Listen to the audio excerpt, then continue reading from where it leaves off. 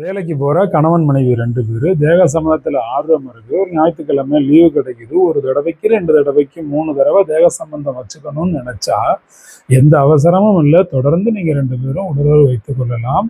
வீட்டை விட்டு வெளியில் போக வேண்டாம். ஆடைகள் இல்லாமல் ஒரு மதியம் சாப்பிட்டு 2 பேரும் தூங்கி பழகுங்க. அது உங்களுக்கு ஒரு ஆர்வத்தை உருவாக்கும். கிச்சனில் ஒரு நேரம் அந்த பொசிஷனையும் சேஞ்ச் பண்ணணும், பிளேஸும் சேஞ்ச் பண்ணணும். ஹாலில் உங்களுடைய உறவை மேற்கொள்ளலாம், அல்லது குளியலறையில் 2 பேருமே ஒன்றா குளிக்கும் பொழுது உங்களுடைய உறவை மேற்கொள்ளலாம்.